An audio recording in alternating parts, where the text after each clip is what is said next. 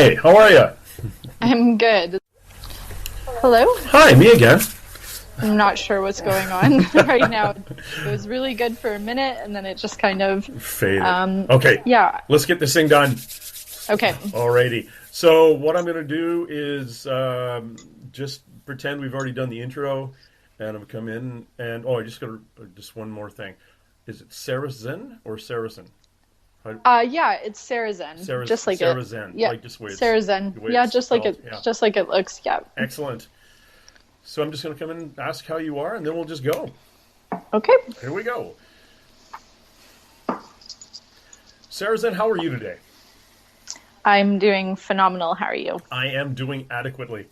I am waiting for rain. It's a really sunny day out here on the lower left coast, where you used to live, and it's we get rain forecast. But up in the mountains where you are, it's either sunny or snowy this time of year. Yes, that's very accurate, and we've had both today so far. Oh, well, you can have the snow. I just bought a new motorcycle, and that's for you up there to deal with. I used to be a Mountie in Alberta. I know what it's like. It's and that kind of snow is dry. Yeah. It is funny where I used to work. It didn't melt. It would just disappear, and there were no puddles or anything. It just was gone. Interesting. Yeah. Okay, so you're very familiar then. Oh yes, I am. Actually, I have friends of mine who are down Crow's Nest Pass and Canmore area around the Calgary and that good southern chunk. But when the sun's out on that snow, holy cow, it's beautiful, beautiful, clear, sunny times. Absolutely. Now, one of the things, like, I've followed you as an artist and again, that sounds really creepy, but followed you as an artist for a few years now. And I was surprised in popping over onto one of the social media pages a while ago, it was a year or so ago, or whenever your book came out, that you actually had an overly spiritual side to you, and your book, Why I'm Here, a near-death experience with the Ancient of Days, is absolutely fascinating to me. Give my listener a little bit of an idea of who you are. I think didn't you just go to university to become a kinesiologist at one point and went off to Well, thank you for that. Yeah, life has had. I feel like I've kind of lived 6 or 7 lifetimes in my short life so far. I always was an artist growing up. My whole family is artists, and at the last minute in high school, I got talked out of going to art school, and instead I kind of took a left turn. And I went into my second favorite passion, which was medicine and biology and mostly physics. So I did college for 3.5 years before I was going to go into pre-med. And I kind of hit this wall where I was so spiritually and artistically unsatisfied that I just couldn't do it anymore. And I got turned on to this documentary called Basquiat, which was the first American Black graffiti artist who invented graffiti. And after watching that movie, I dropped out of my profession that day, same day. So that's kind of where my path as an artist started, and things came together very quickly from there. I would say I was always a spiritual person. My mom was spiritual growing up, and she taught me a lot of things about how the way the world worked and different cosmic laws. But, spiritual awakening really happens in phases as a person is ready to wake up. And it turned out that I just so happened to be very behind on my plan for my life at that time. I didn't know that. I think I probably took about a 6-year detour, and that was about the time that I went to college and a little bit after that. So basically what happened was I had already come to the conclusion that I wasn't supposed to be an orthopedic surgeon, and I was going to college and working 3 jobs. So you could imagine that my life in my 20s, I was basically running on no sleep and lots of caffeine. So after I after I left school, I cut down the different jobs that I had to kind of go at an easier pace. And I went to my job that was paying me the most, which was working at a casual fine dining restaurant in White Rock. And White Rock has some pretty powerful magical energies there. If you're familiar with the Washington Avenue Grill, it is actually built on native land, and it's been on Creepy Canada, all sorts of different shows. And there's lots of different stories about what's happened in that house, that restaurant. And working there myself, I can also testify that late at night when we were cleaning up, there was definitely like strong, oppressive energy that didn't necessarily feel good. Some staff reported things flying around, things falling from like kitchen pans falling across the room and just creepy things like that. Mm-hmm. Anyways, none of that is really a part of the main story, other than just to say that that particular location where I was working was kind of like a higher activity location on the earth plane. So anyways, I ended up getting a mentorship with a world famous artist, not only less than 2 weeks after I had dropped out of school. Seemed like things were going incredibly well and right on track. I thought it was going to be years and years before I ever became an artist. Thought I'd have to save up, go back to school again, that kind of thing. But anyways, I met James Picard, who mentored me. And basically, I put everything into that. And then suddenly one day, on my way to the gym, I got in this horrible car accident where I couldn't walk and got rear-ended pretty intensely while I was in a Jeep. And the Jeep was not harmed at all. It was built like a tank. However, accidents in Jeeps tend to not fare that well for the person driving, and I took on like considerable whiplash and soft tissue damage.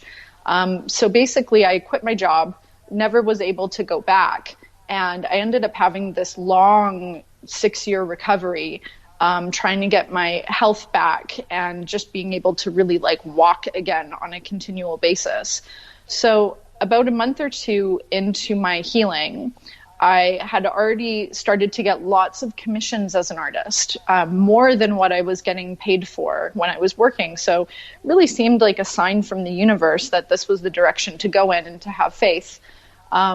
Basically, I had business cards created, my very first artist business cards, and I made plans with a girlfriend one day to stop in at my old work, the WAG, and to have a glass of wine. So I go and I pick up my business cards, have the glass of wine. My friend never shows up, and she seems to be significantly delayed.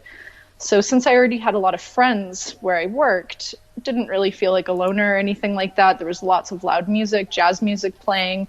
Thought I'd just kind of taken the ambiance for a while. And suddenly I began to have a very strange experience. It's very even hard for me to put it into words today, and this is, about 10 years after it happened, but it was something so unexplainable for so long that to tell it to the average person, I knew I'd be met with intense skepticism, so I kind of had to come to my deep universal truths myself before I was really able to share it with others. So I kind of lived as this closeted spiritual person for a long time, because part of the journey about being a spiritual person is learning how to express what you found inside and bring it through to the outer. So basically, I started leaving my body as I was sitting at the bar, and the music became very loud and I felt very uncomfortable, and I didn't know anything about us being divine beings and having a multi-bodied system.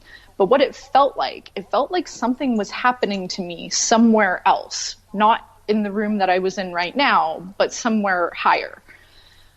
I began to somewhat panic. I didn't think that I had been drugged because I had been watching my surroundings the entire time, and I also knew everybody that was around me, quite close friends. So I turned to my friends and I said, hey, look, you have to take me home, like immediately. I don't even think I can drive, even though I'd only had a glass of wine. Anyways, my friends were not so eager to let me go that easily, and they proceeded to talk me into playing some card games and stuff, and even challenging me to win my ride home. So I managed to do that. But at this point, I felt barely coherent. Strange things were going on. Like my hearing was going, and then it would come back. My vision was going, and then it would come back. It kind of felt like all my body systems were shutting off at the same time. It was very concerning. But I felt pretty safe because I was around good friends. Mm-hmm. So cut to the chase, I end up getting a ride home from a friend that I had worked with for quite some time, Mikey. And I had a standard car at this time. He was not familiar. So I had to kind of coach him on how to drive me home as another car followed. And basically, this is when the story begins to get profoundly weird. Basically, he stalls in the middle of an intersection late at night at around 10:30 p.m., but it's winter, so it's pitch black. And at first, we're very concerned, but it's so late at night, there's not a lot of cars. Suddenly, this semi comes barreling down in the opposite direction right as the lights are about to change. We get filled with tremendous panic as he's trying to depress the clutch and get going. And the last thing I remember seeing is the semi being like a foot away from my side, the passenger side. What happens after that is even stranger. And I didn't feel any pain. Basically, there was just a very, very intense, loud energy, and then a period of blackness, and something that kind of felt a little bit like a release, where I felt very cold and very lonely and very isolated for some time. It felt like I was crying. Suddenly something shifted, and I don't know what happened. It felt kind of like someone came down and grabbed me. And this is where the story deviates from a lot of people who have had near-death experiences. A lot of people that have had some sort of trauma or experience where they've died, they usually report not a lot. They'll see a light. A lot of people go through a tunnel and sometimes visualize that. Or very often you'll see a family member or a loved one who's already passed, sometimes a guide. They'll give you some advice for your life, and then the person is allowed to live again, or else it wouldn't be a near-death story. So this is where things get very different. And I actually have multiple timelines of events of things that happen, because when you are in timeless space, things don't happen in a linear fashion. Things happen kind of at the same time. And there actually ended up being more than one version of myself who was having these different various experiences at the same time. So in the main timeline, where the primary amount of my consciousness was focused, suddenly I then appeared back in the same car. Although the person beside me now was different. It did look like my friend who was just with me, except in this version, we just kept driving. Suddenly the stall didn't happen. We just continued on. And we were driving for what felt like an incredibly long time, and I only lived like 10, 15 minutes away, maybe 20 with traffic, but at that time of night, less. So we began having this conversation, and I noticed that this being beside me, he seems bigger than my friend. He seems more sure of himself with his statements, more confident. He even seems like he has like some profound wisdom that he's hiding from me. And then I start to really look at him, and I notice that his skin is actually glowing. Now I start to think maybe I'm hallucinating. But on the same stance, I've never felt more awake in my life. So we begin to have this kind of back and forth dynamic where I'm kind of existing in this impression that maybe I'm drunk, and I'm kind of telling myself that this is all something weird. Although, you know, if you have a couple glasses of wine, you don't usually hallucinate like a divine being. That's kind of like a miracle. Yeah. So, but we all have ego within us, and especially then I still had a considerable amount left. So my ego was doing an incredible job to diminish everything that began happening from this point on. We get into a long conversation, and basically I realize that he has appeared based on my request. And the evening before this event, I had been reading this profound book that I had been guided to because I was so injured and I could basically only lie in bed for long hours of the day. I had started reading an amazing book called Tales of Power by Carlos Castaneda.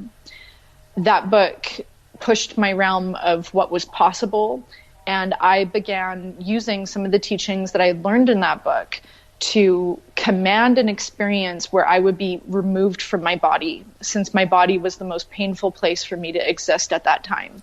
It's not that I wanted to die, but I wanted to escape from the reality that I was in. And I wanted to experience higher planes. I wanted to feel weightless. I wanted to meet these beings that I had read about for myself, and I knew that they were there. I wanted to see what it was all about. So after that, after we have this conversation, it becomes clear that he had come at my request, and by some incredible grand act of a blessing from the universe, that I actually was being this gifted and experienced to travel astrally throughout the universe. So he never made anything easy for me. And even from that moment on, he made me do everything myself. And I had no idea how to leave my body. And I literally took a line out of the Carlos Castaneda book.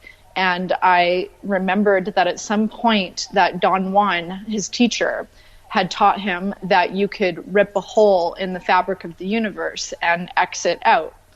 So not expecting any of this to work at all, but acting on pure faith, I reach out with my hand in front of the night sky. And to my surprise, it was like a soft see-through shower curtain that I actually was able to pull back. To my amazement and fear, I ended up having enough nerve to push through. And that is when the beginning of the journey really starts. Oh, wow. So I shouldn't go to that restaurant, okay? Unless. No, actually, I did a paranormal investigation there. It was Cool. The staff. It was probably about 2012, 13 or something. The staff would tell me about the wine bottles would leave that were over top of the door to the kitchen. They'd come in and they'd be on the floor the next day. None of them broken. It's an interesting place. Yeah, strange things. And the history of it, it's not that funky of a history. It's just, the lumber, some guys who ran a lumber company built it, and the wife is still hanging around in there upstairs, I believe. But it's kind of fun. But you have this, you go through your, one accident, and if I'm getting your timeline right, you've got an accident, you've read Carlos's book, and as you're getting better, you go out for a glass of wine or meet a friend, and then all this happens again, and you get into a second accident? Is that? Yes. Okay, what happened? This is me being a policeman brain. What happened to the guy in that accident? What happened to the driver? So I did not know for the entire experience what happened to him. I go without, taking too much away from the book. I will say everything with him is okay. Okay, good. See, that was the other thing too, is what path was he on to actually be placed beside you and to not know how to drive that and get into that focus of energy at that point. I wonder what his life, where it had been before and now where it is going. Everything with the universe is intentional. And it took me a while to learn that, especially when I continued to go through tremendous hardships after the experience. But everything is pre-aligned, and it's all really based on our personal karma that has been accumulated either in this life or in past lives. And, you can have good karma or bad karma. In a way, you could say that my bad karma was burning off with some of these accidents and pain and suffering that I had to endure in my body for years and years and years. In another sense, my good karma from past lives allowed this divine experience and spiritual gift to happen. as far as Mikey goes, he obviously has some past attainment where he also was ready for a certain level of spiritual awakening in this life, even though he was not very present for it. He was present at the beginning of the experience, but at some point, my guide assumed his body, presumably right at the time of the actual crash. So that was an intersection point in life. With that, there are key moments in life that we can never kind of deviate from. So from that moment on, my guide was essentially using divine permission to take his form. And before he showed me his true self, because I wanted to see what he actually really looked like before I agreed on any type of cosmic voyage, he said that he had taken the form of somebody that I knew so that I would be more comfortable. Yeah. So the divine knows your reaction to every different type of event. So when experiences like this happen, or even more mundane experiences, they try to plan your life in a way that's going to be the most harmonious for you. So they obviously wouldn't have chosen a form of somebody that I didn't really like, or that it would be unrealistic that I would ask him to drive my car. So they knew that Mikey was going to volunteer and that he would say yes. And I think that they also knew that after this had all happened and the dust had settled, I had to agree to come back into my life, although on some respect, I didn't really have a choice. But with that in mind, that Mikey also would have been spiritually open enough to agree to be in the book as well. Oh, fascinating. That is kind of cool. We're talking to Sarazen Brooks. She's an artist and an author, and we're discussing a near-death experience. I always call them death experiences because I frankly think you die. You die, you come back.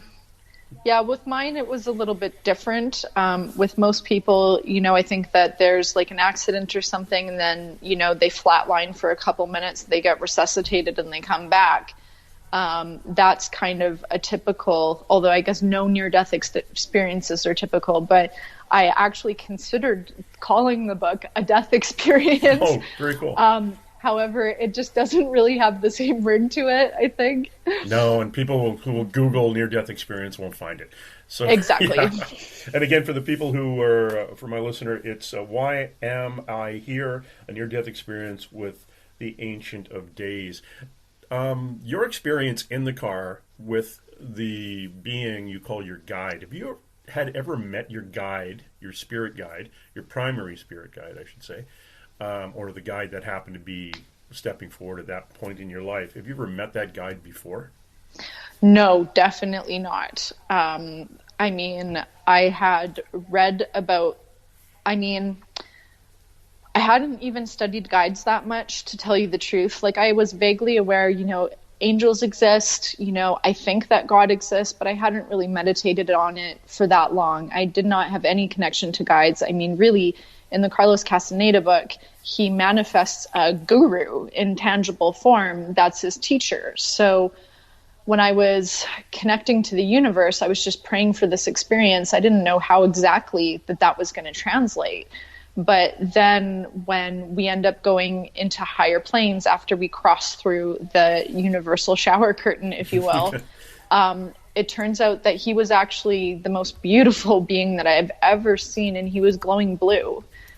He did not look, he was humanoid. He looked human, but he looked much more than human, much more divine and radiating energies that I can't quite even describe. But everything that was coming off of him was so aligned with divine bliss and divine grace. And he did something very special to me. And he gave me the rare gift where I was able to feel pure, undilated, unconditional love. And until you have actually, I hope you don't have to die to experience this, but basically there's almost no one on the earth that embodies this truly, besides maybe an incredibly, incredibly advanced yogi out there. Yogananda was one of them, who is said to be the divine incarnation of love.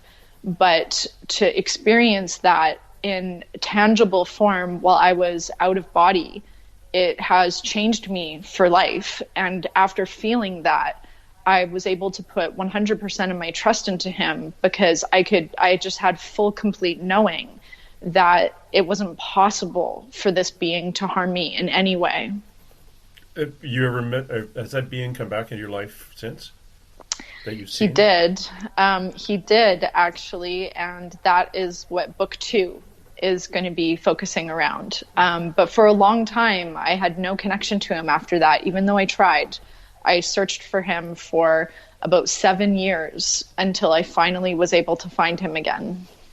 That's fascinating. Who you've described, and I've talked to over the years doing this and traveling to conferences and things, talked to a number of people, not only for near-death experiences, people who have experienced spirit guides and can see them.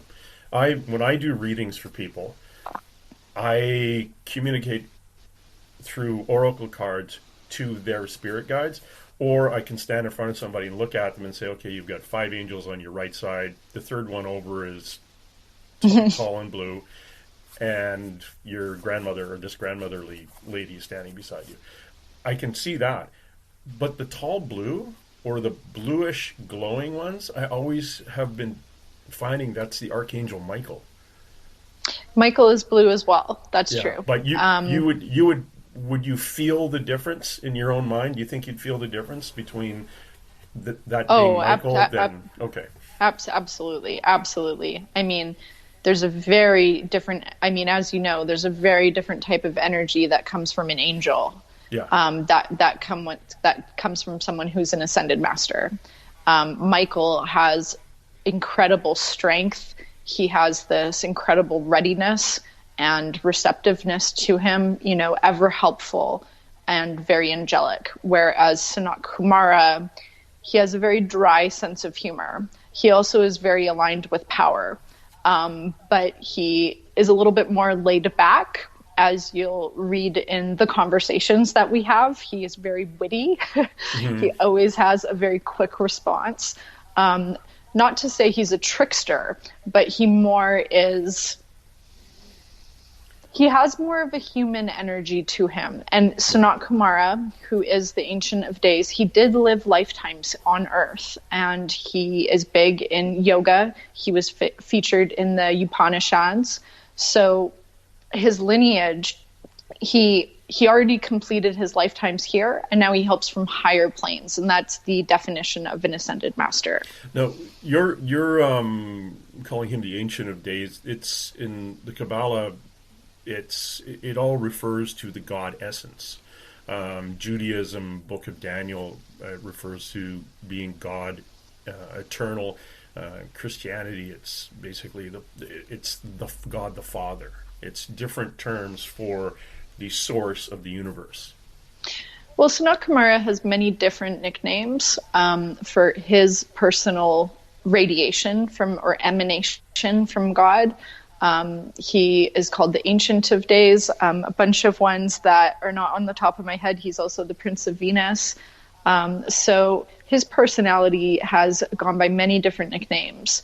Although in truth, we are all emanations from the divine feminine or the divine masculine. And when God appears for you, in whatever form it does, maybe it's Ganesh or maybe it's, Archangel Azrael. That's the particular portion of God that God has chosen to communicate with you, because God is omniscient and he knows that particular part of himself will resonate with you the most. Yeah, and I get Michael's very strong in me, as well as Heniel, because of my can't see me, but I'm kind of pointing at my female side right now. I've got a large female side to me, and she comes through sometimes. I have 2 daughters in dealing with them. Long story, but helpful. Yeah, but those are what I've been describing, what I see at times, or what is helpful for me. And being a policeman, you've got Michael and the helper of helpers. basically. Yeah, yeah, The absolutely. and doing that. My primary spirit guide, which is really weird. In June, I found out my primary spirit guide is my higher self. That's beautiful and rare. That is the snake eating his tail.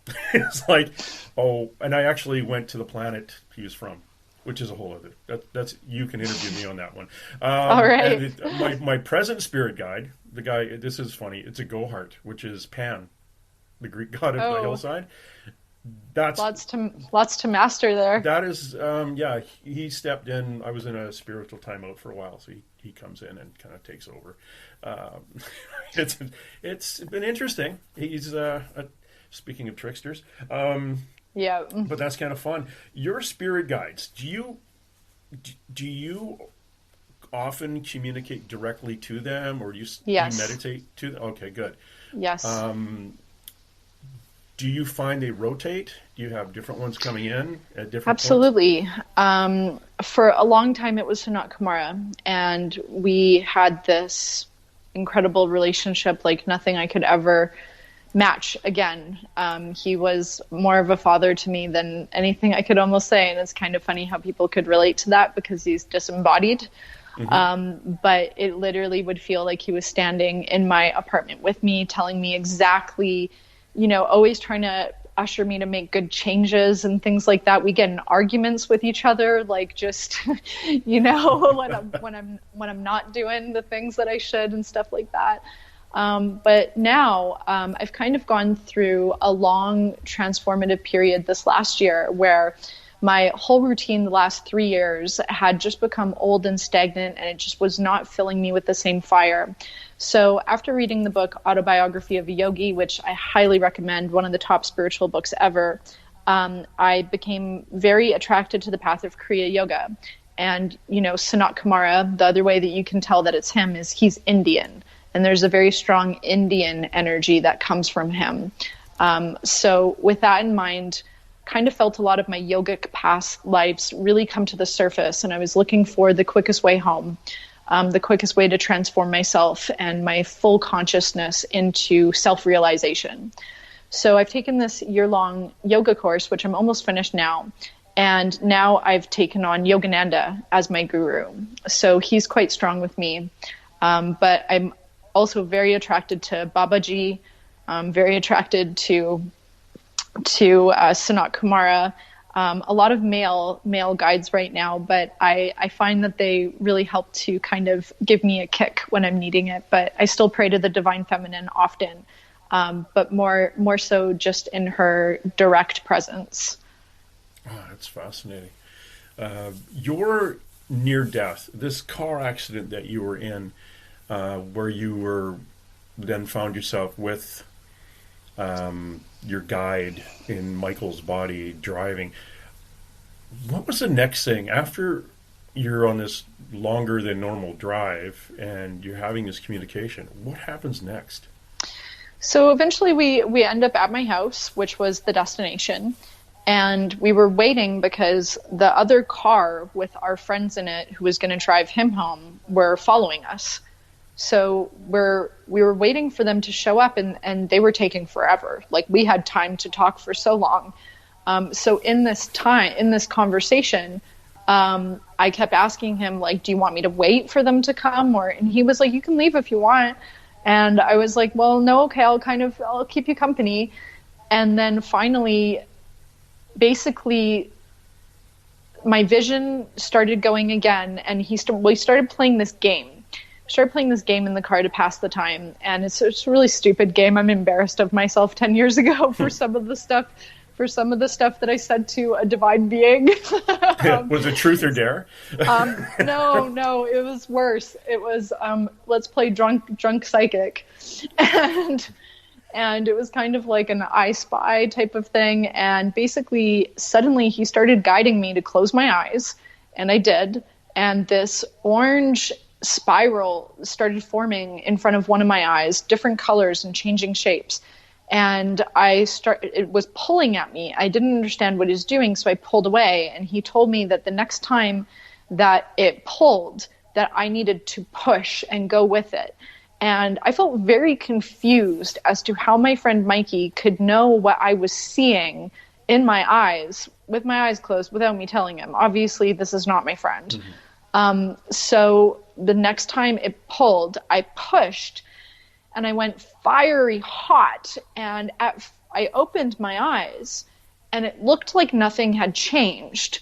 But with each one of these initiations that I went through, it took me a long time to figure out what had happened. So it was a burning off of my body and transitioning into higher planes. So at this point, it's not really fair to say that I'm existing on the earth anymore.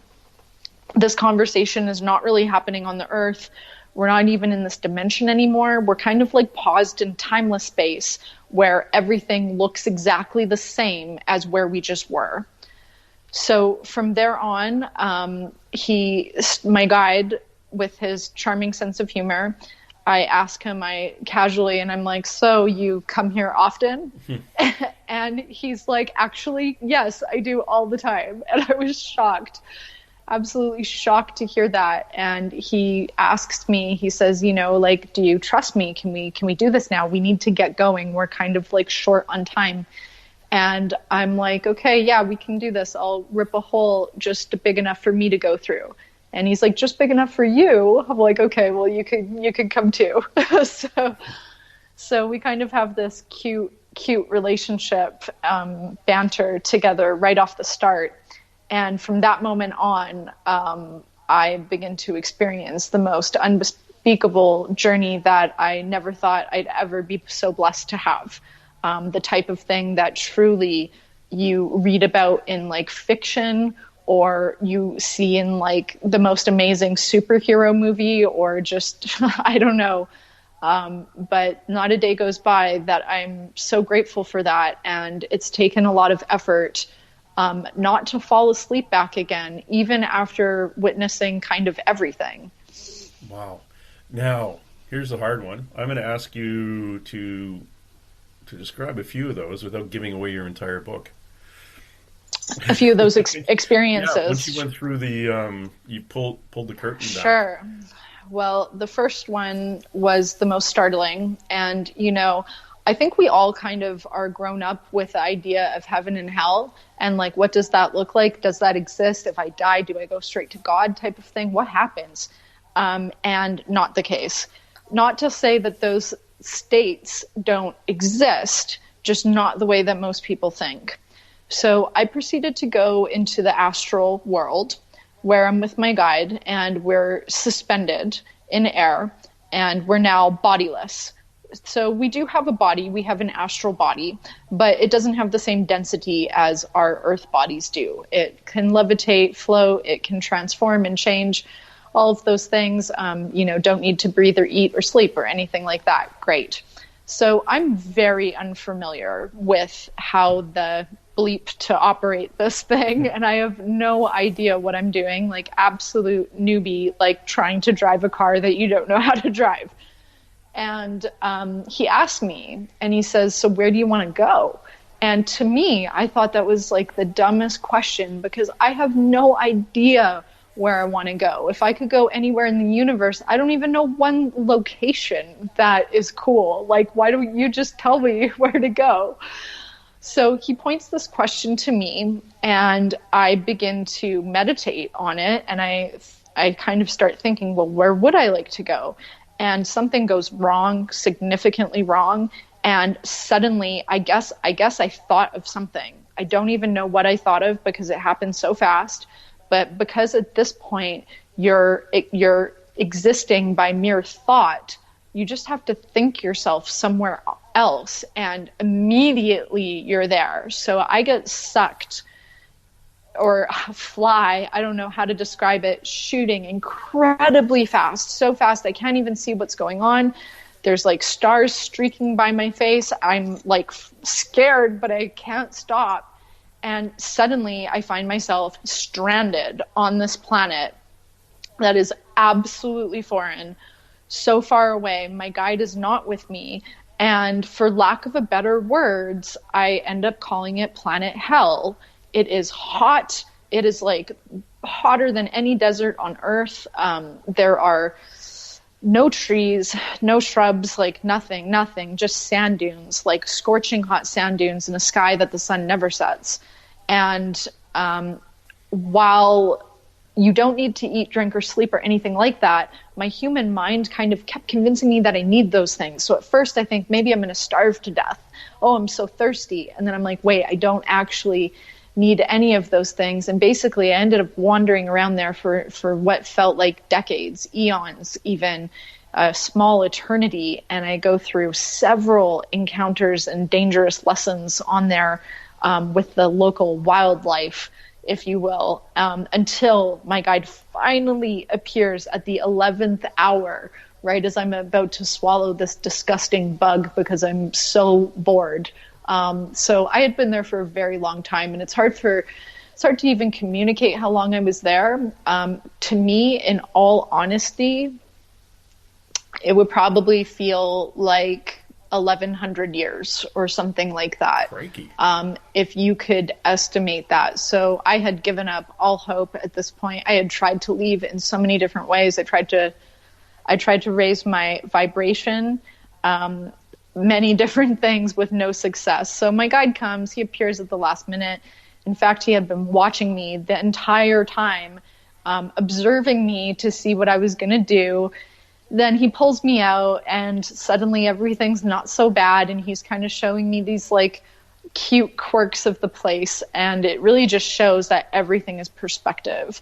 These animals that live there that I thought were absolutely disgusting and revolting ended up actually having like a family and were quite a part of the ecosystem. So I learned a lot with every stop that we made along the way.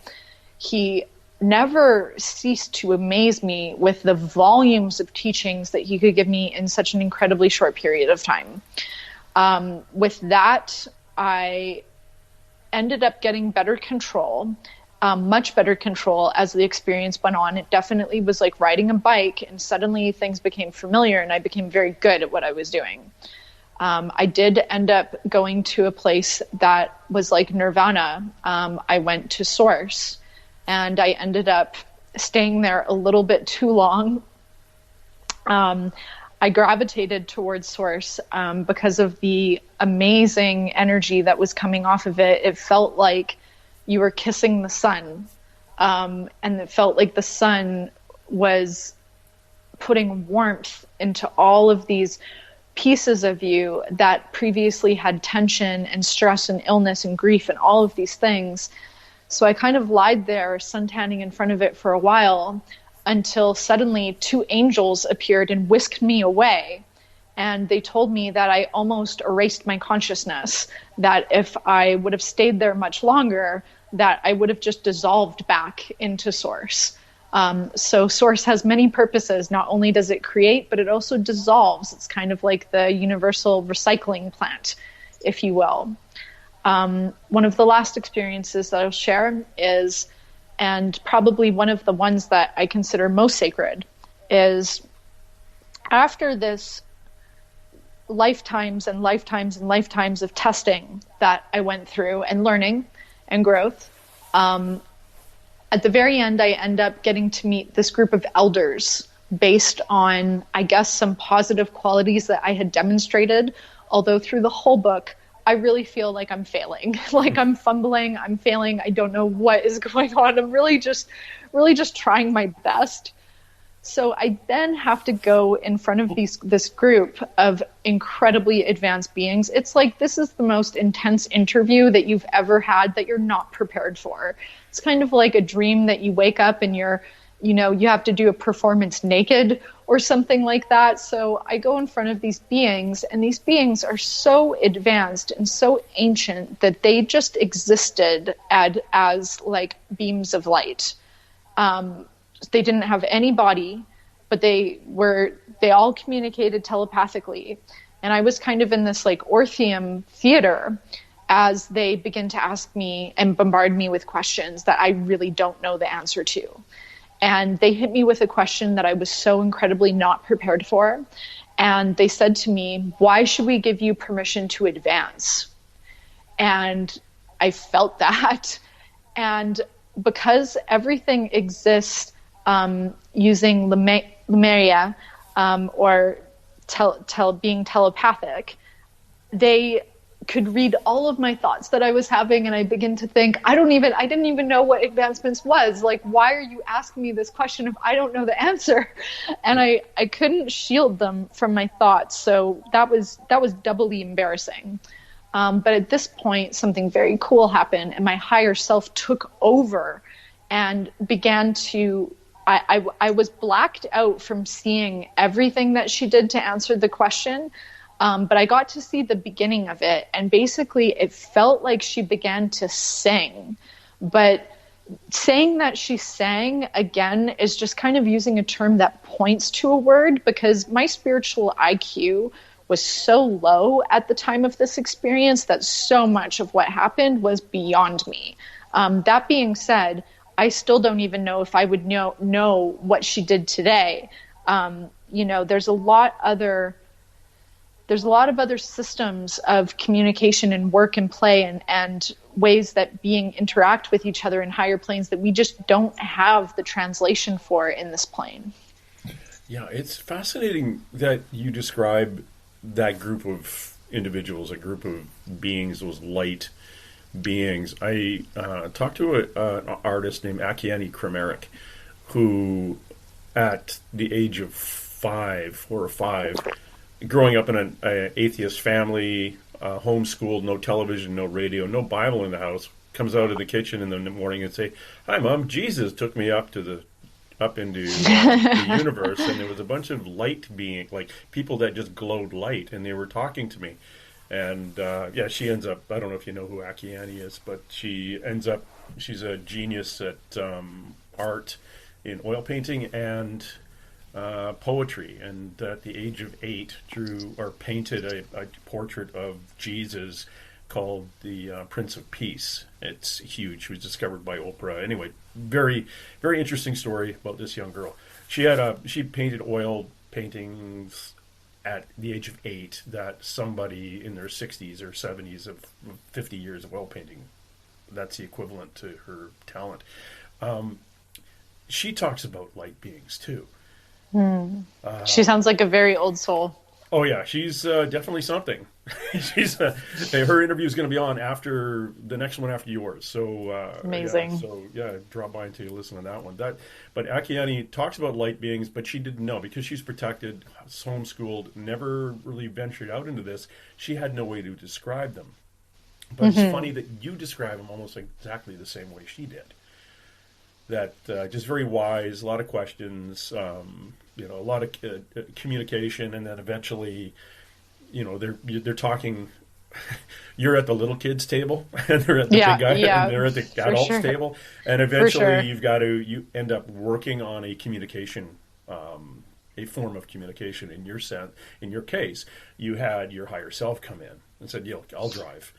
Thank goodness for that. Yeah, you just sit back, and eventually you will learn all this. But right now, it's gonna be one going in one psychic ear and out the other kind of thing. It's it would be overwhelming, I would think, to go through something like that, specifically after you've just spent 1,100 years on a dry planet. And that.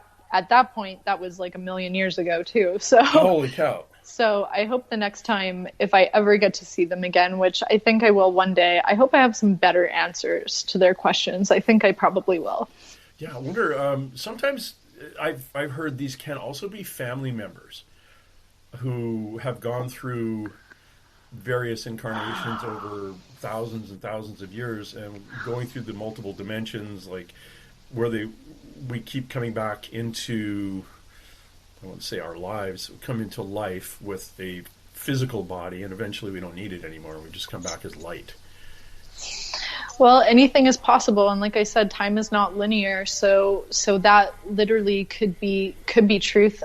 In my own experience, the divide and the gap between us was so profound that to think that we were related in any way would have blown my mind at that time.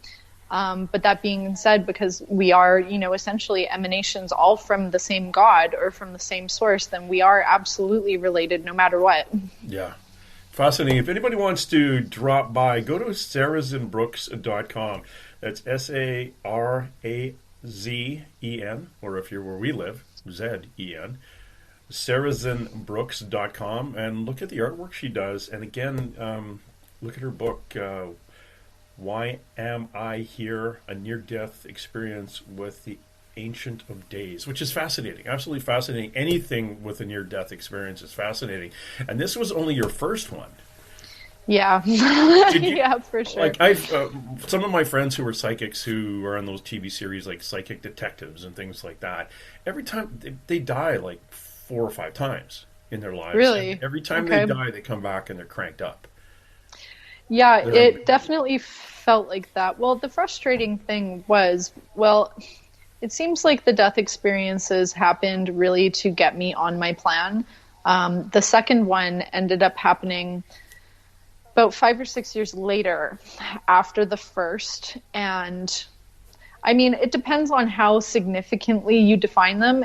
If so, I've had 3 or 4, but definite experiences 2. So they're later, which is also in the first book. I later get into a head-on collision, which was pretty frightening, and definitely there was divine intervention there with Michael.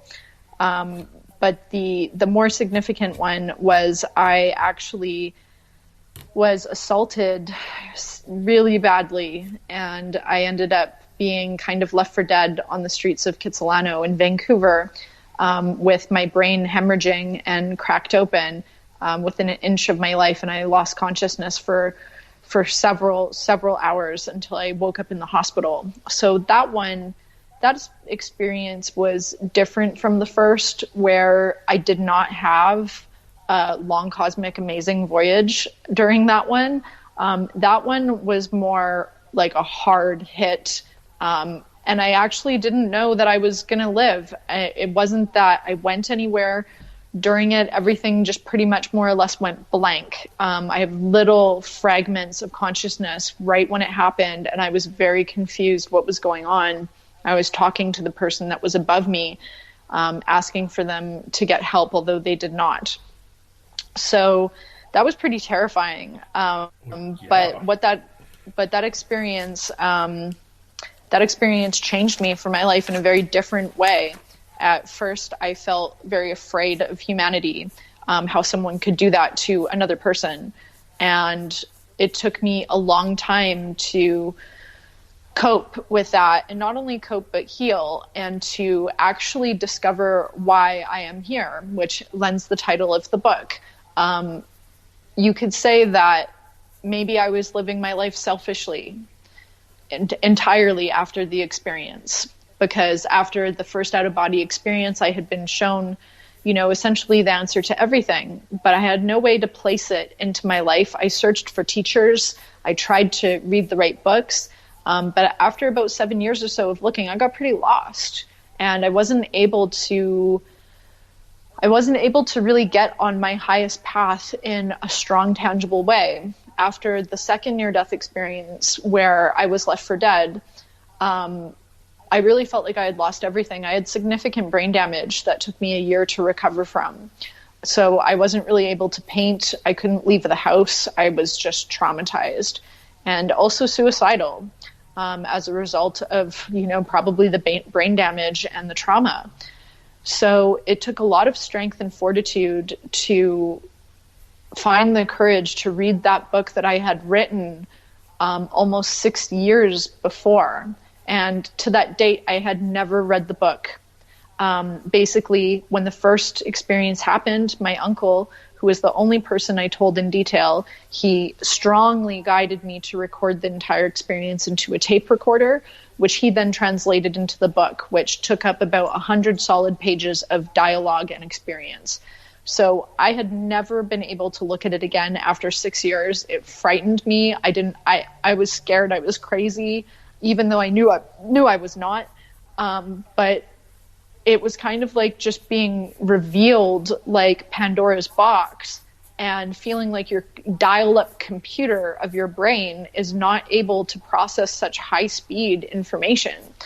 So after, being suicidal and having brain damage, I prayed to God to give me the answer as to why all these horrible things were happening to me. Why was I facing such poverty and starving if I had been shown the secret to the universe? Why had I gone so far off my path? And I did receive a message after hours of prayer.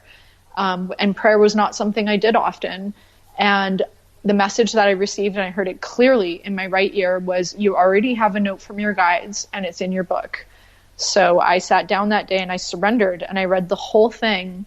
And I was shocked first I was happy and delighted reading all the funny parts of our conversation. But the most shocking thing was I actually prophesized my brain damage 6 years prior.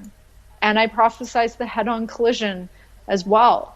And that scared me. I was frightened about that because at one point in the book, I look into all my possible futures and they came true. So at that point, any shed of ego that was telling me what happened to you wasn't real, you hallucinated it, it was a very long dream, was gone. Completely gone. There was no possible way that I could be that psychic, that I would know that something would happen to myself 6 years from now with that detail. Even the color of the car was silver, and I didn't even have a silver car at that time. So I was impressed at the divine for holding up to its end of the bargain, basically. Wow, that is amazing. And I'm sorry to hear about the assault. It's one part of your life I didn't that didn't know. It wasn't up there with being afraid of spiders, mind you. I'm sorry for that. Spiders are pretty scary, so yeah. Well, don't eat them on a burning hot planet either.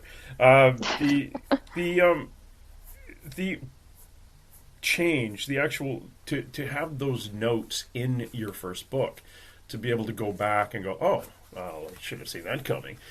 But that's us with our hindsight. The ability to actually have that information at your fingertips and then have it pointed out to you, that is fascinating. Now that you had those little prophecies back then, is there anything else that's coming up, or are you pretty well done with you fulfilled all your prophecies from the information in the first book? I think my higher self has quite an interesting sense of humor, and she tends to use car accidents to get me back on track.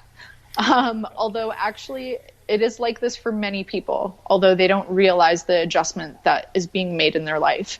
Car accidents, even illness, things with health. So with that in mind, I do know a considerable amount of my future plans, and I have known it for quite some time. So I've been building up to that for the last 3 years, working overtime. So there will be many things coming forward, some which I can announce, some which I can't. The art is something that will keep going strong no matter what. And I'm working towards painting the Ascended Masters and Higher Realms, which will be on the table next year. But beyond that, I will also write book 2 and book 3, which will be a continuation of the first book, and how that has translated into meditation and still reaching those states while still in my body. Oh, that's great. And again, for the listener out there who's interested in seeing some of her art, SarazenBrooks.com, go check out the Infinite Universe series that she's painted. I'm talking like you're not here. Sarazen's painted. It's absolutely beautiful. I'm speechless. It is. It's really good. You're a pretty darn good artist. And I've always liked your stuff, which is funny because I'm actually as you've been talking, for some reason I picked up my pencil and I started doodling swords for some reason. So I'm going to send them to you and see if they mean anything to you. But anyway, that's cool. That's between Sarazen and myself. It was honestly, they're swords. They're some weird thing, and I think it had something to do with us talking about Michael, but I don't know what But so every so often I'll doodle something for no apparent reason and think, yeah, I really should share that with somebody. Sarazen Brooks, you are an experiencer of something that I think many people would absolutely be terrified of when they do experience it. But to find yourself in a position where you're getting that physical slap in the head, like, hey, get back on path. This is where you're supposed to go. And in the way you described them as being in car accidents or a physical, something damaging your physical being to get your attention. As your father, I would say, as somebody who's a little protective about you, I go, you know what? How about you pay attention a little bit more, so you don't have to get clunked on the head or get into a car accident. But I think you're already doing that. You are meditating more. You've identified a yogi. You are opening yourselves up and communicating and raising your vibration, which is where you're supposed to be going. That is your path. So let's hope these slap in the back of the head or ripping the front of your car off is not going to happen anymore. Absolutely. I don't think there's a whole lot of need for it. These days, I'm living a life of service. So I do sessions for people as well, although I don't advertise them. But I bring through the Ascended Masters and I bring through spirit guides and I help people connect to their highest plan. So I typically only work with usually the more advanced soul who's already on the path and wants to come into their gifts and really know how they can be of service. So that's something that has really changed my life. And I'm always looking at different ways to help others. And one day this might materialize as becoming an actual spiritual foundation. Oh, that would be fantastic. When you're working with people and you're working through spirit, do you see things around them like? Do you see color? Do you like? I see when I look at somebody. I will get a relative, deceased person, a loved one come through, and I describe it as like if you and I try to remember somebody we went to high school with, and you picture that person in your head, you usually picture them from the waist up, and unless they're showing you something around their feet, and it's just more of a thought than an actual three-dimensional being. Do you get that with spirit guides too? Because for the life of me, I don't see spirit guides. I've seen a couple of my own during a what do you call it? I did a third eye activation, and now since June, I've actually been seeing like I don't know if they're guides. They're more spirit protectors, about a car length behind the person, usually about 6-7 feet tall. But I don't know if those are guides or not. I'm still a rookie at that. Well, the Venusians are quite tall. They are about 6-7 feet tall, so that could be them. Although I'm not necessarily seeing that right now. I see a variety of things, to be honest. At times, I've actually seen spirit guides tangibly with my eyes open. So there have been, which is the way the book ends, actually, is I have a ascended master who appears to me in tangible form. So, but typically when that happens, that is usually aligned with cosmic permission and something important is about to happen. When I'm working in sessions with clients, I see different variations of beings. Sometimes it's an impression and a thought. I have, however, pretty perfect clairaudience, so I can hear perfect hearing of them speaking to me. I even hear their accents, or if it's a male voice, a female voice. If it sometimes I've even heard like an Australian accent, cool. which was a different type of guide.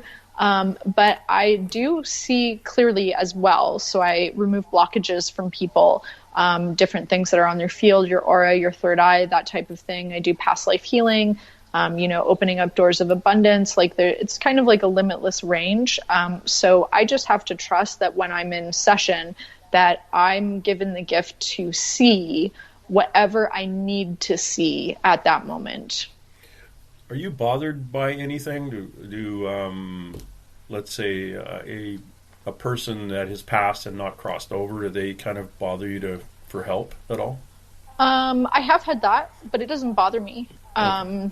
Yeah, so I have done some of that, but not so much in this life. Although that was a job of mine in a different life, was to help people cross over. Oh, interesting. I get a lot of people who are very high vibration and just kind of coming into it, like using the base term empath.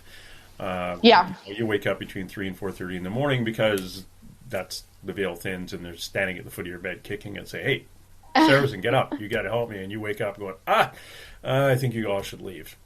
Cover your head and go. But it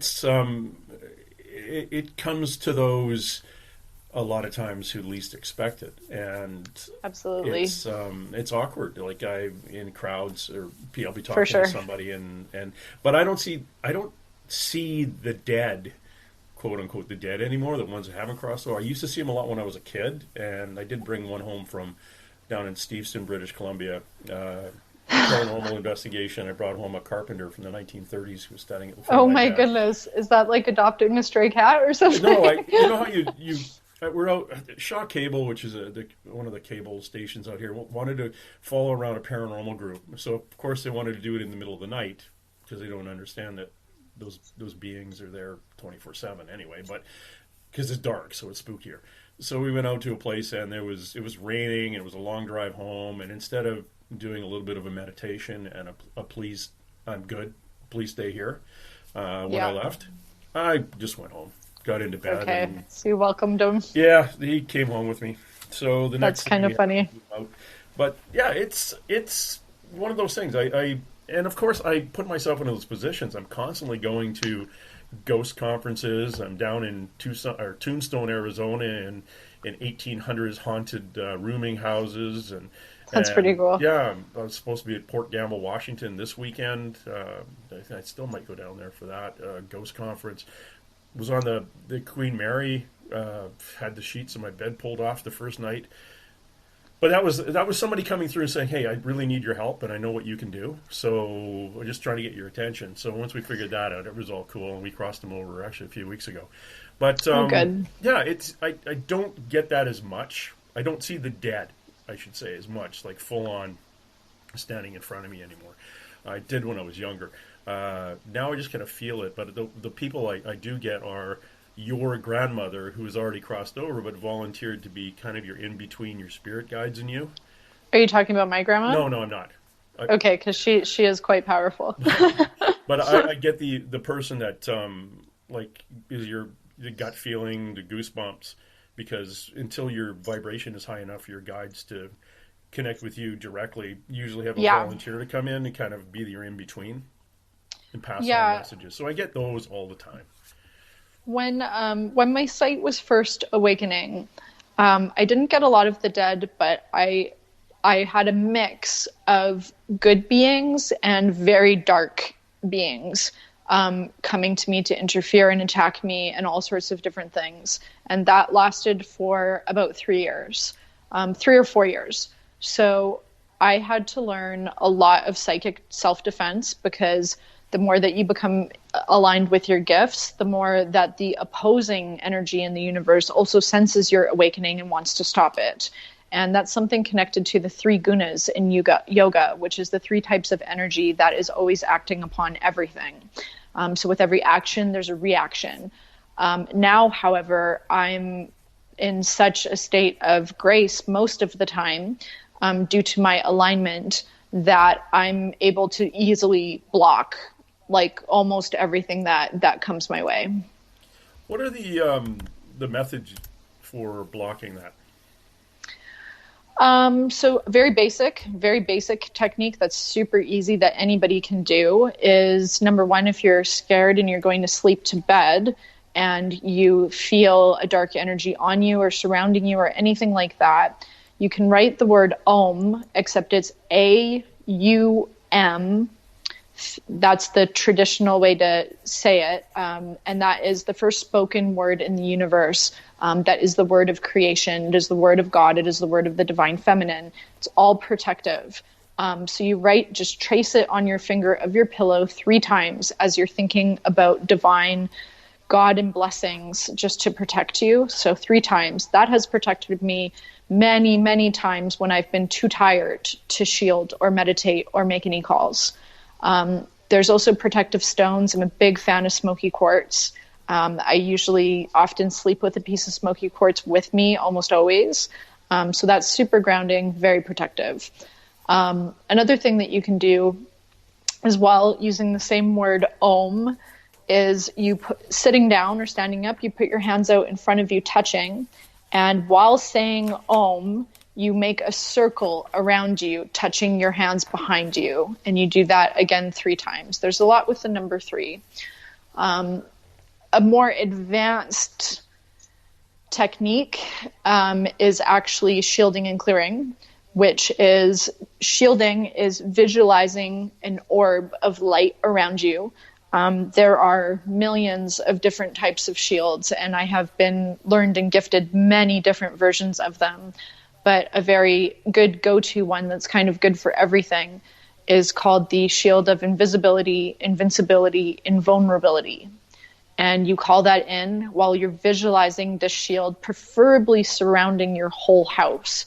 If you can't visualize it surrounding your entire house, visualize it just surrounding your field and your aura. But it's better if you can stretch it out over time to include your whole space. So you hold the shield for as long as you can, visualizing its strength. You can even visualize things bouncing off of it because of how strong it is, while also asking help from your guides to strengthen the shield. And the last one, which is more of a clearing technique, is sacred fire. And sacred fire has been used for a long time. There's mentions of it through the ages in basically every type of spiritual book that you can imagine, though very few explain what it is. And basically in our plane, in the 3D plane, fire has a connotation of being something that is destructive. However, in higher planes, in the 5th dimension, fire is transformative and it changes things. So divine fire can be used to elicit a numerous amount of results. But for the sake of this talk, I'll just talk about violet flames. Violet flames are the most transformative flames that are responsible for transformation, transfiguration, and transmutation. So that has the ability to completely clear the energy around you from anything nefarious. If there's a dark entity or spirit or being, or even if just you have been going through a hard time yourself, if you've been going through a breakup or depression or a lot of stress, that invites these forces in, and it also makes the vibe of your place pretty low. So using the violet flame, there's lots of meditations online for that on YouTube. You just search violet flame meditation and a bunch of them will come up. You visualize with your eyes closed or open this beautiful violet flame that's going through you, going through your whole entire body. It's clearing your sight, your third eyes. Never mind that, it's also clearing your whole sacred space. So with that, the shielding and clearing, if you even do that for 20 minutes, you're looking really, really good.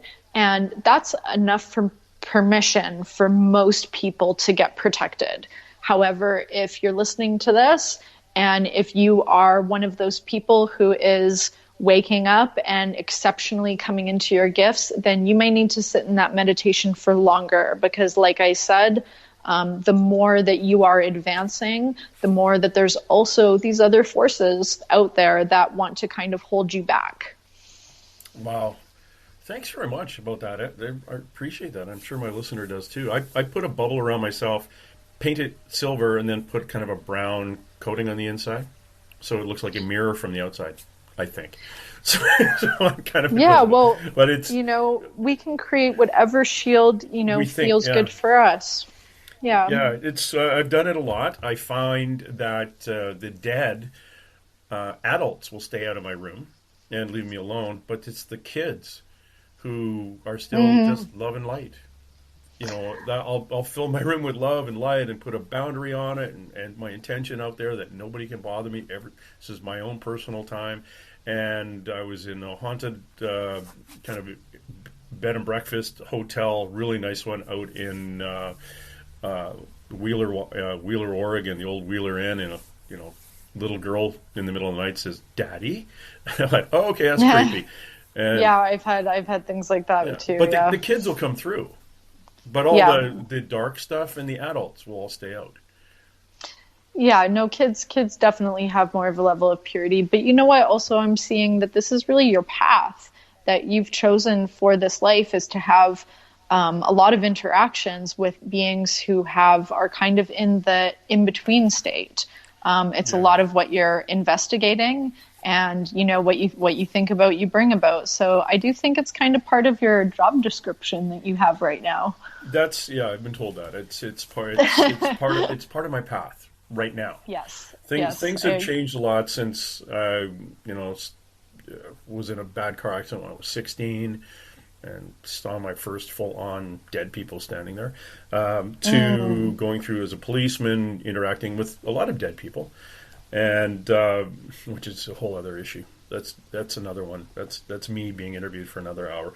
The dealing with dead people, but the different shielding, it's fascinating, and the violet flame part is very, very. I am going to research a little bit more of that, because I think the purity, when you said that, I got this overwhelming kind of purity thing. The other thing is, I got told that, is this true that you are going to start putting meditations on YouTube? Oh wow, I don't know where that came from. That sounds is Did my guides just tell you that? No, I wrote it down. It said Interesting. meditation, and you putting together some meditations for YouTube. But anyway, that's what I just. You know wrote. what? I get, it's funny that you say that, because my girlfriend had been talking about these guided meditations that she'd been listening to, and she was trying to offer them to me. I was like, no, I don't really use those. Like, I'm okay. Yeah, I do them myself. Yeah. Yeah, but I have recorded them in the past, both for clients and for myself to help move myself forward. I've actually been big on subliminal tapes that I've used for myself to help elicit certain changes in me. But there's all different types of meditations that can be done. So I will tune in for that. Thank you for giving me something to tune into. Yeah, see if where that bounces out, because that's as you were talking about going to YouTube and looking something up, I just wrote down Sarazen guided meditations YouTube. It's like, oh, well, maybe I wonder. Yeah, who knows? Maybe I'm supposed to point it out. But I love it. It's something you have to do. And when is your next? Are you in the process of your next book right now? So there are partial drafts done for book 2 and book 3. Right now, because I had a kind of arduous move across the country the last 4 months, just finished getting set up. I'm taking some time to paint right now and to really get creatively inspired again. I just found writing the first book, it took me a year. It was so creatively stimulating in one way, but I'm still not ready for those long hours on the computer yet. So I'm hoping that come around January, February, that's when I'll be back in full book creation mode. So 90 days. So don't say it. No, just about just roughly about that. So I mean, if it was this time next year that it came out, that's quite possible. Yeah, I would just do what you did the first time. Just say it all into a recorder and give it to your uncle. Right, Bob's your uncle.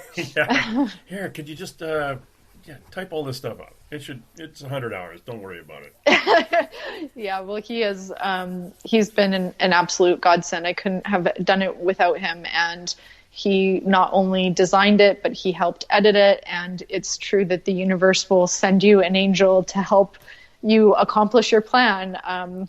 So I'm forever grateful for him. And if anyone's looking for design work or book editing help, he's the guy to go to for sure. I was told 6 years ago, or 5 years ago, I was supposed to write a book about myself, but amazing.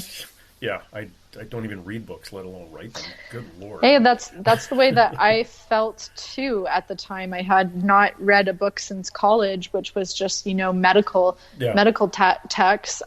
So that's part of the reason why it took me 10 years, was because I felt I had been shown something so sacred, so special and divine. How do I communicate what I've experienced when I can't even type a paragraph without a whole bunch of grammatical errors and punctuations. And basically, it just happened one day. Just one day, I felt ready. I had been meditating for years, though. I had been meditating for 3 years, and suddenly the time was now. Yeah. So when the time comes, you will be in tune enough to sense that moment. And you have the kind of book that I would read anyway. I don't read a lot of nonfiction. I need to read. I don't read fiction. I read nonfiction. And yes. So I'm going to cheat. I'm getting the Kindle edition of your book. No worries. And again, for the listener, it is Why Am I Here? A Near-Death Experience with the Ancient of Days. Author Sarazen Brooks. Please go to her website, sarazenbrooks.com. Look at her art. My gosh. It's the Infinite Universe is an absolutely wonderful series. I can't go off anymore on this. It's I've followed your art for years. You're a wonderful person, and I really appreciate you coming by. Well, thank you so much for having me. This was incredibly rewarding to do, and I'm so happy that we are more officially connected now. Okay. Thanks, Sarah, and you have a wonderful day. Thank you. You too. Okay, that's it. That didn't hurt at all, did it? Not at all. Okay, good.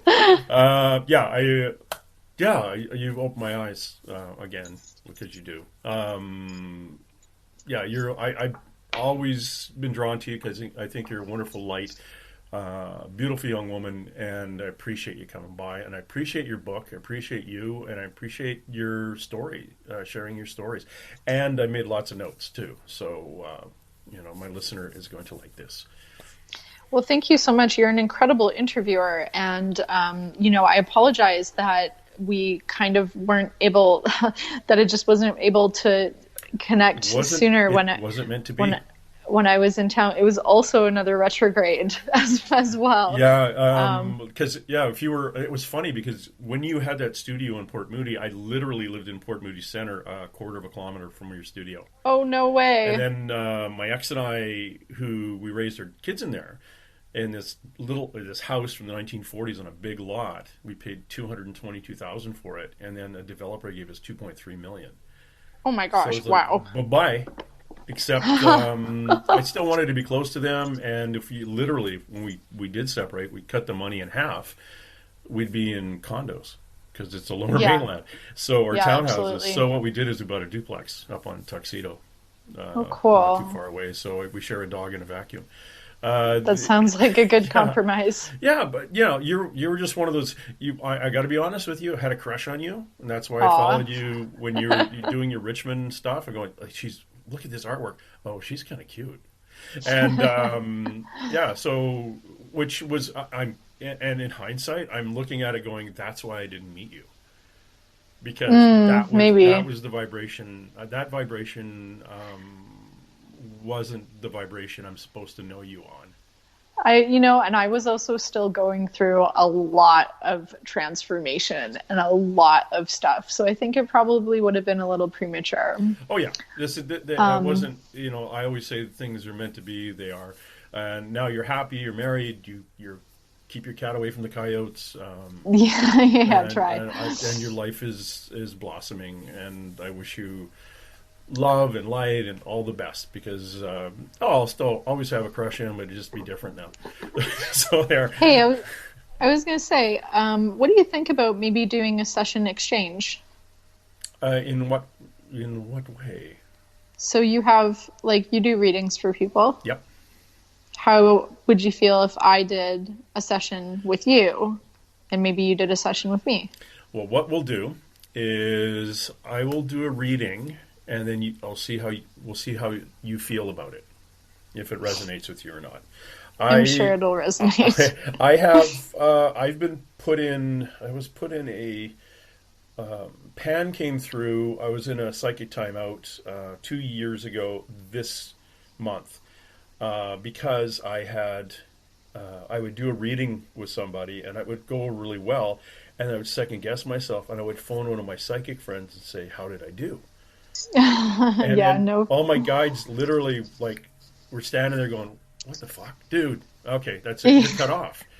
So they all took a step back, and Pan came in. Yeah, that happens. So for 2 months, I could look at somebody, I have no idea. And then a psychic said, "Yeah, you're in a timeout, dude. Yeah, you should that see who your happens. guide is." I went, "What?" He said, "Yeah, you've got Pan, the half goat guy with the flute." And I went, "What? What happened to the handsome woman in the three-peat hat I used to have?" "Oh, she left because you were being a pain." And then last year at this time, we were in the process of moving. This is kind of weird. Now you got to imagine that Port Moody Center has a lot of creeks running under it, and there's a big construction chunk a block from me, and they were throwing the creeks off, and I basically walk around open because I'm really forgetful on turning myself off. So the elemental beings in my neighborhood, bless them, they got all pissy and said, "We're going to go screw with this guy." So my oldest daughter, who moved into our new place a month before, and we were still in the old house. So it was my ex and my youngest daughter and myself.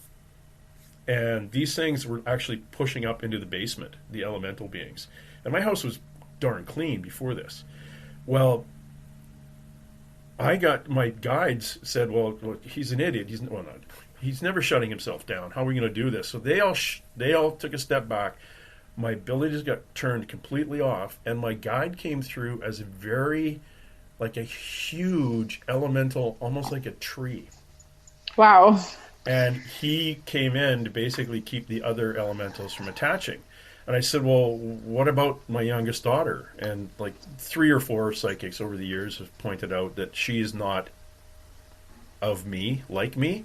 She's fairy realm. And they said Cool. I can totally see that. They said they will totally leave her alone because she spiritually kicked her ass. Yeah. With what her guides around her, and I think her mom the same. But my oldest daughter's like me; she glows in the dark, and she was taking on other people's shit ever since she was could. Her anxiety level used to boil until a psychic friend of mine taught her how to block, and now she's pretty. That's cool good. about it. Yeah. So anyway, that was where we did live, and now this house, I ended up bringing a woman in here who. Her apartment over by Royal Columbian was so haunted she couldn't sleep, and she was moving out of it. And she said, "I got to get out of here a month early." So I said, "You can come here, stay here for a month." At which point I found out she was a sex trade worker addicted to fentanyl. Oh, geez. But actually with kind of an alien angle background. And, open to Yeah, I've met a lot of alien sex trade workers. It's funny that you say that. Her nice enough human. I got her into detox out in Surrey, so cleaned her up and cleaned. It sounds horrible. I cleaned her up. She cleaned up. But she opened a portal, and we literally had. Oh no, that's really beings sticky. From and my husband opens up portals all the time accidentally. I have to close them. she had we had black slaves from the eastern U.S. here, and that's inconvenient. My psychic Skeeter, the one what she does is if I'm talking to you and you think you have ghosts, you and I will have a conversation, and you talk about the lady in the blue dress upstairs. I get a kind of feeling, okay, this is legit. She might. So then we're on Skype. I will then call Skeeter and bring her in on the call. And without seeing your house or hearing what we talked about, Skeeter takes a deep breath, shows up in your house, describes your house, where you're sitting, what's on the walls, the whole bit. Oh, and there's 3 First Nations people sitting at your kitchen table. I've told 6 ghosts from the neighborhood to wait outside till we're done. And there's a lady with a blue dress upstairs. What do you want to do? And then you and I would interview the lady in the blue dress and determine why she's connected to the house, and we just usually cross them over. So Skeeter comes in and she's going to take a look. I said, "There's something weird about the house." So she goes downstairs to the bedroom and she said, "Okay, here's a portal here," and she closes the portal, and then that's actually hard to do. She goes towards the bedroom, and she said, "I can't get in the bedroom," and she starts coughing, and she says it's burning. There's a fire in there. I can't. It's too smoky. But a very large tree, elemental being, has come out and said there are 13 entities, beings in that room. 4 of them were elementals. And we determined later they're actually the elementals that live under the house, which are all cool. They're good. Mm-hmm. So we leave them. But the big tree came in and said, hey, this is what's going on. So, and she describes a black guy with his hands tied, an indentured person, like, and she's from Southern Washington State, and she said, well, they're just slaves, they're local. And I said, we didn't have slaves here, they can't be local. And anyway, she can't get into the room, she can't do anything, she backs off. So I get a shaman friend of mine and a psychic to show up here without telling them the background. And there's a ghost in her house named Annie. She's a young girl, and she's all good to go. She's kind of the canary in the coal mine. If something else goes wonky in the house, she usually will bang on a wall or she'll get our attention, or my attention, because I'm by myself most of the time here. So so we know Annie's okay. So the shamans set a blanket up outside. Have you ever gone to White Lotus Divine Healing in Port Moody? No, I haven't. Okay. I had moved to Squamish, so a lot of my time ended up being a little bit more around there. All right. So she's at the front door. The psychic says, "Oh, a little girl just came up from downstairs." And she's walking up the stairs now to the other side and kind of over the railing, kind of looking down, watching us.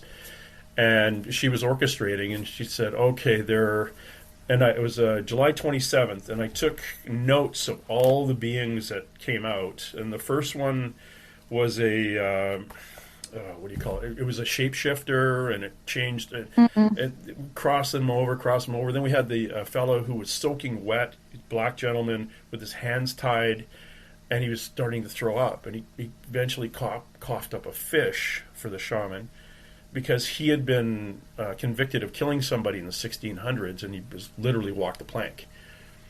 And so he showed up. We had the reason the smoke was there and the fire. It was a black gentleman who was a slave from the eastern U.S. who had died in a house fire, and he was still on fire. And his son and his wife came through as on fire too, and then showed up. As they came down into light, the fire went away. His fire stopped, and they took him to the light. So he was. That's amazing. And then there was a guy who had got sick on a sailing ship in the Atlantic back in 1700s. And when you got sick and they thought you were contagious, they would put you down. And yeah. So he definitely. comes through, and for some reason I asked the psychic. I said, is his name John? Like, I had out of the blue. And the psychic looks at me and pauses, goes, yes. And I says, is his last name Fife? And she looks at me and says, yes. And I'm not even knowing why I'm asking, but that's a relative of mine, my mother's side of the family, from the 16 or 1700s.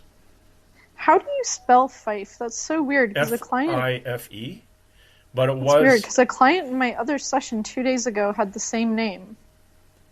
Well, like not John, but Fife as the last name. That's crazy. It could be interesting, because my mother's family is Didsbury, Innisfail, Calgary. So they could be related.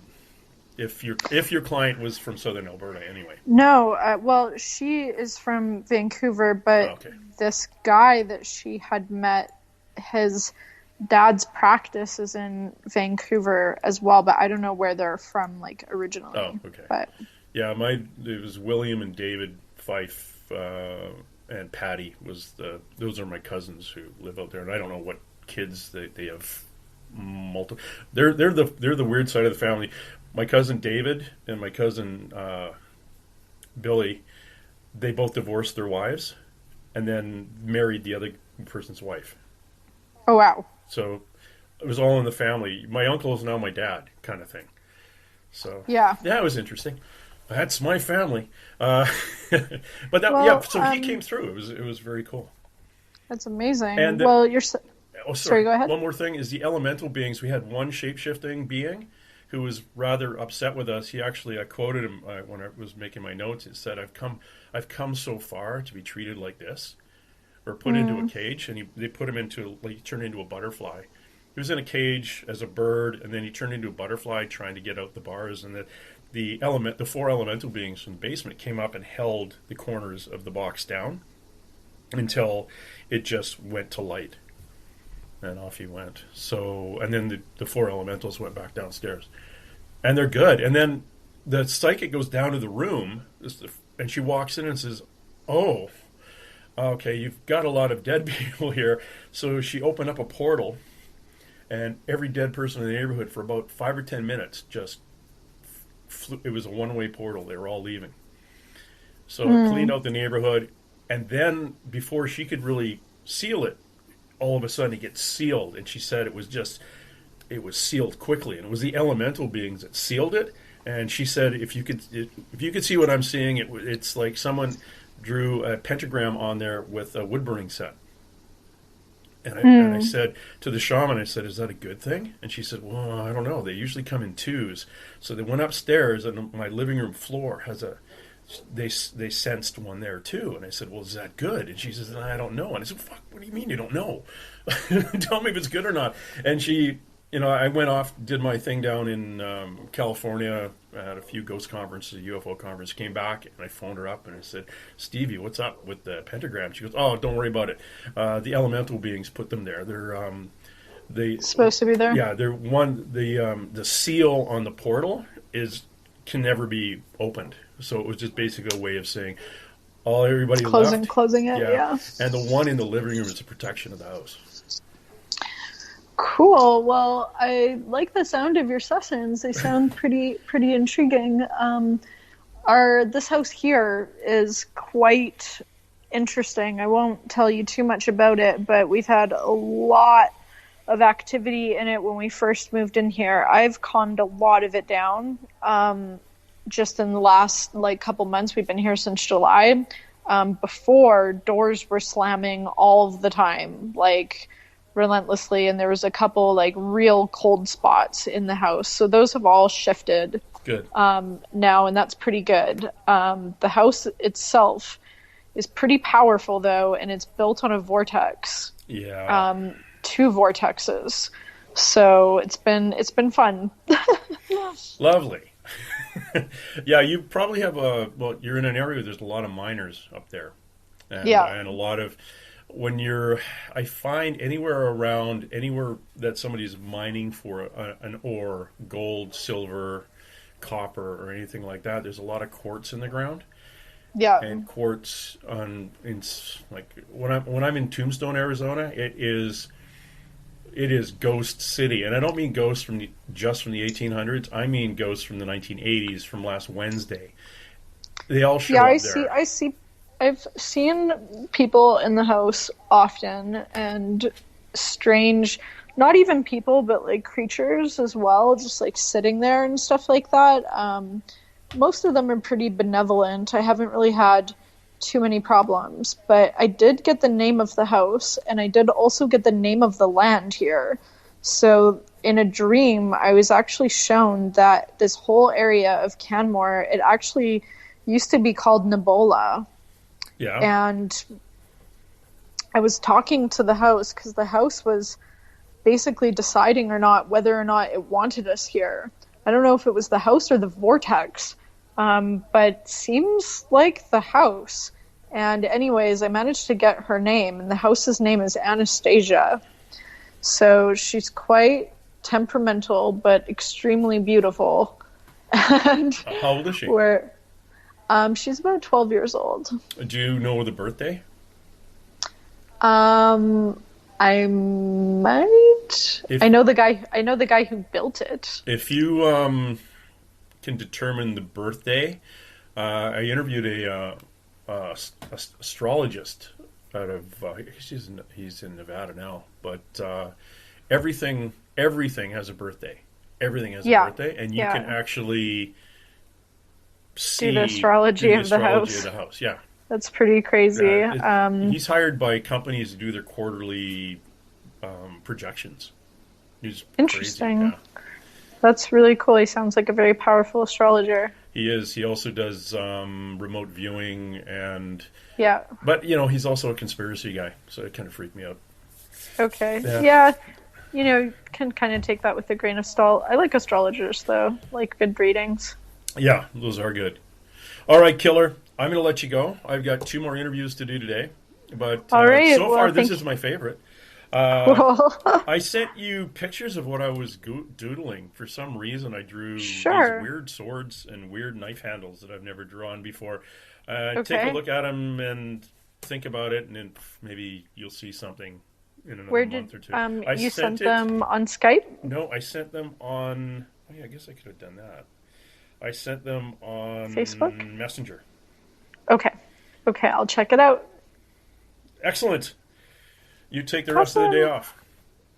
Thank you, you too, and thank you again so much. You're amazing. Oh, thank you.